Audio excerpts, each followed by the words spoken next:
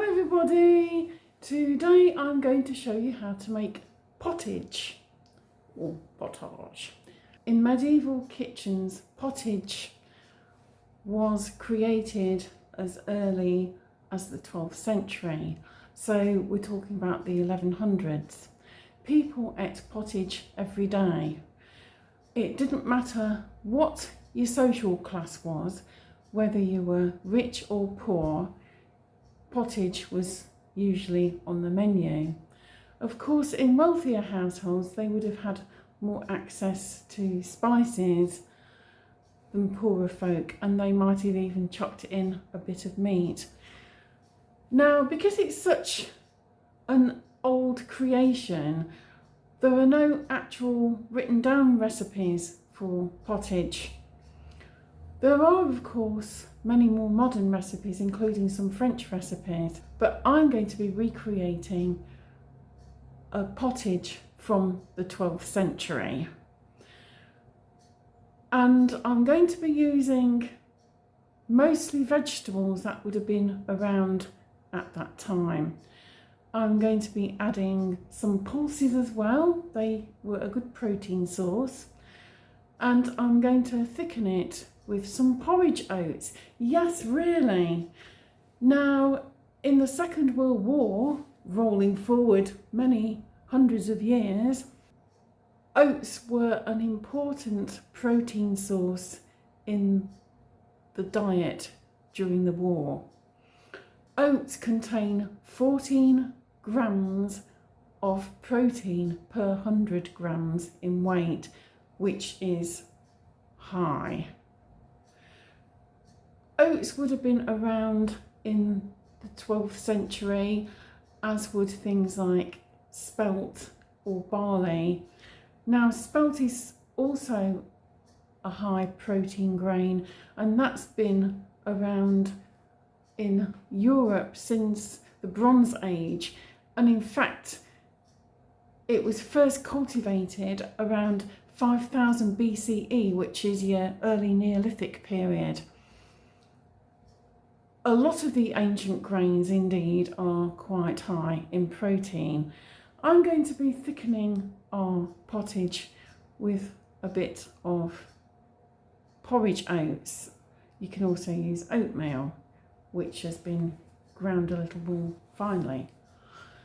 In poorer households, if they didn't have any oats, their pottage would have been thinner. Pottage, being a forerunner to a soup or a broth,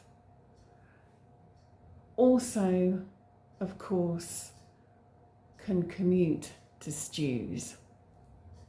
Hence, leftover stew is a form of pottage.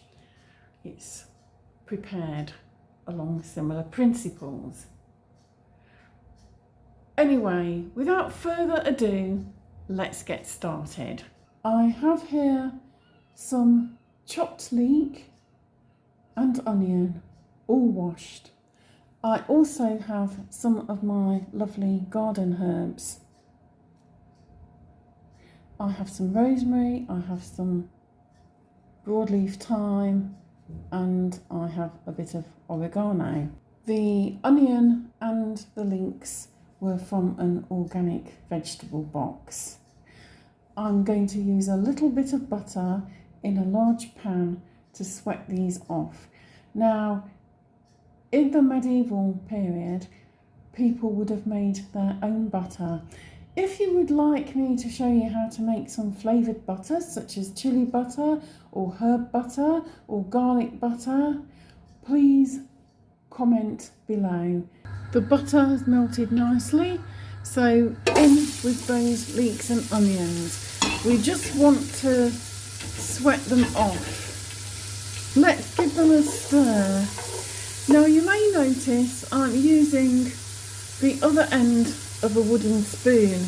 This is because in the 12th century they would have used an implement called a spattle.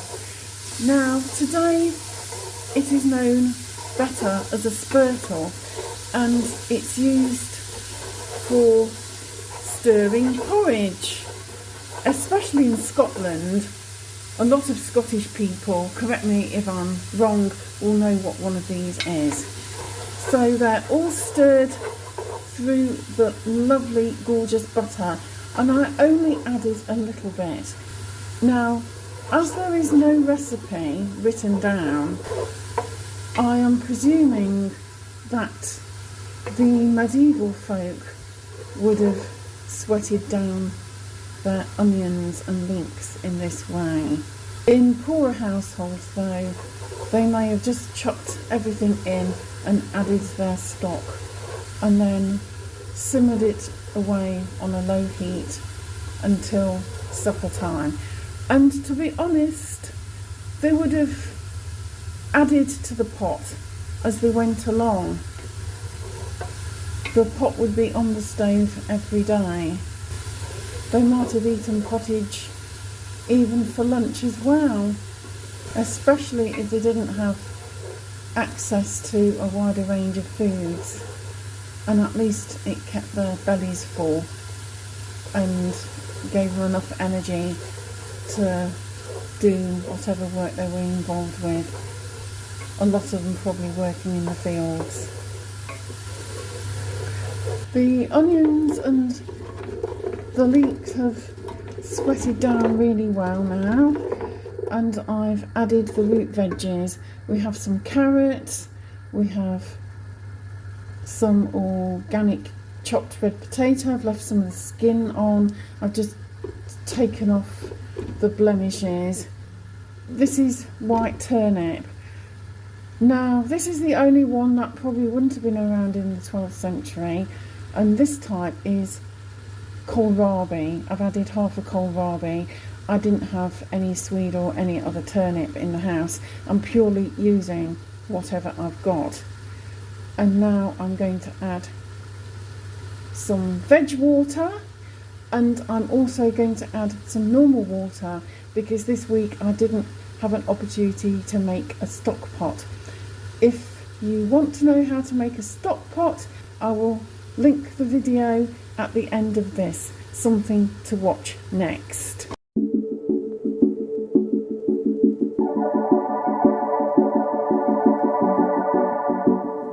That covers the vegetables really nicely, and I'm going to have a look in my pantry and see what pulses I can add. And yes, before any of you comment, of course potatoes didn't arrive in Britain until the latter part of the 16th century with Sir Walter Raleigh. But were it not for the kohlrabi and the potatoes, we'd be left with only carrots as roots, which is meagre offerings indeed. We're using a bit of artistic license here. Just imagine for a moment that Sir Walter Raleigh was really the Time Lord and he'd gone back to the 12th century in his TARDIS.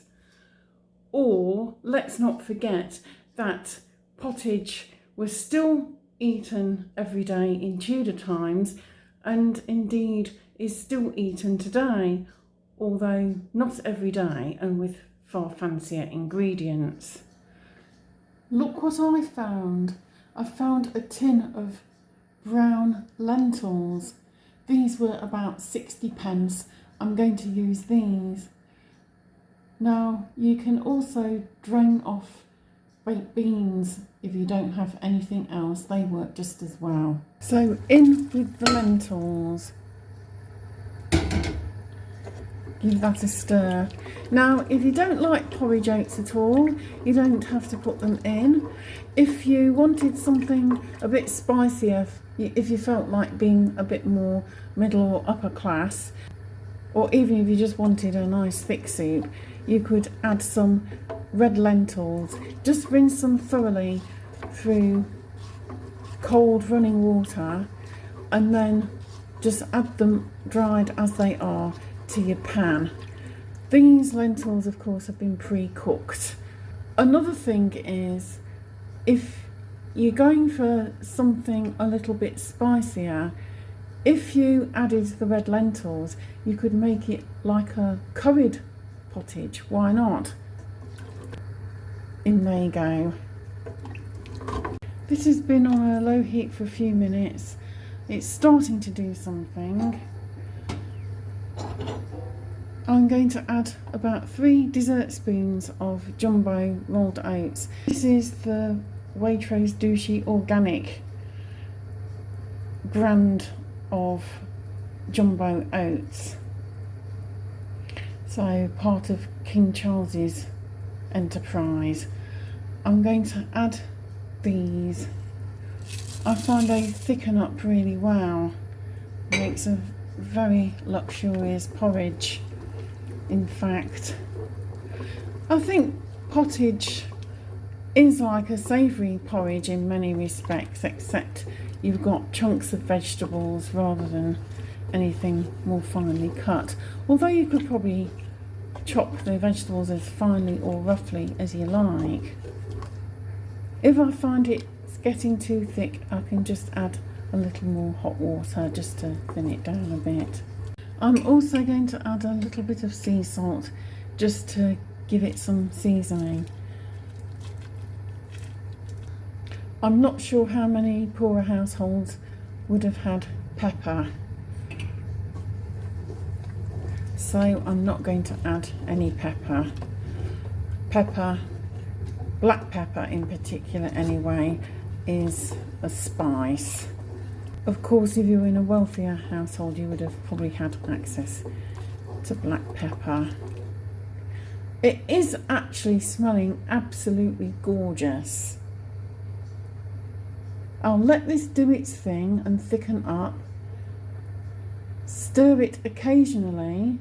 It's on a low heat, as the method describes, and we'll have a taste in a little while. It should be ready in time for my lunch. Now I'm going in for the kill to see if it's ready. Yes, that's ready. So let's give this a try.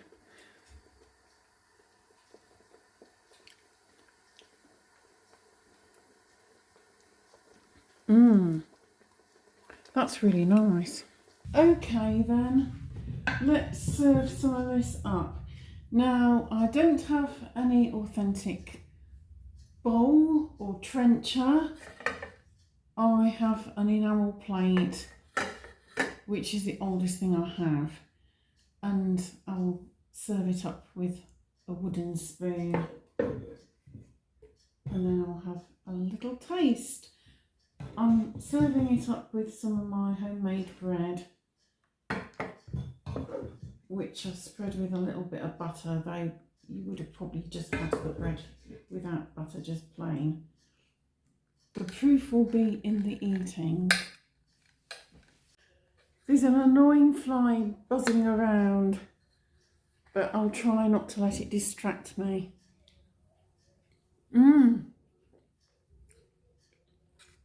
That's yum.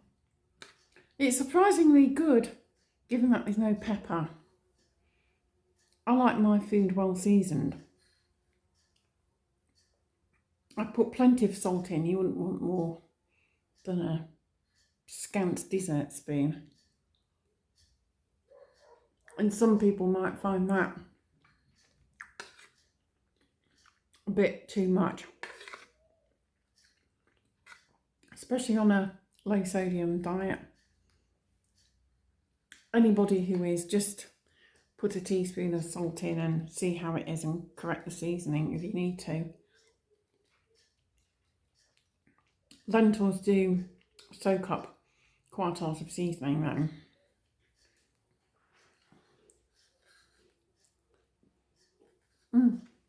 Oh.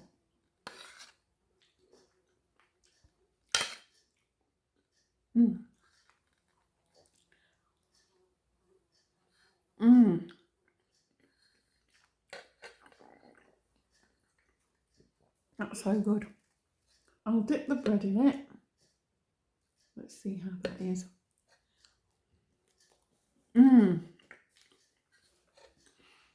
Now that is yum. The proof of the pudding or rather the pottage, will come tomorrow evening when Dan gets some of it for his supper, and then we'll see his verdict. I would definitely make it again, but next time I might do a proper 12th century pottage without the potato, or maybe I would do an Indian style pottage with red lentils. Now that might be interesting. I have got one or two historical Indian recipes lined up, but if there are any other Indian recipes that you would like me to show, let me know in the comments below. But for now, I'm going to eat up.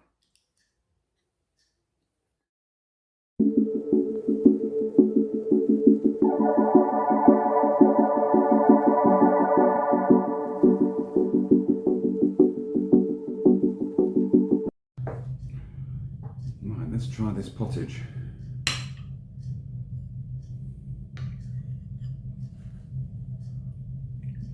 That's very nice. Tastes almost meaty, even though it hasn't got any meat in it. That's the lentils, darling.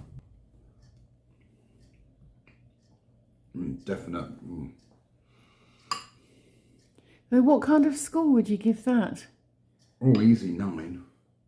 And is that something you would enjoy for your pack-up as well? Yes, I would. I'll have another go at that and do a different type. Lovely. Oh, bon appetit, babe.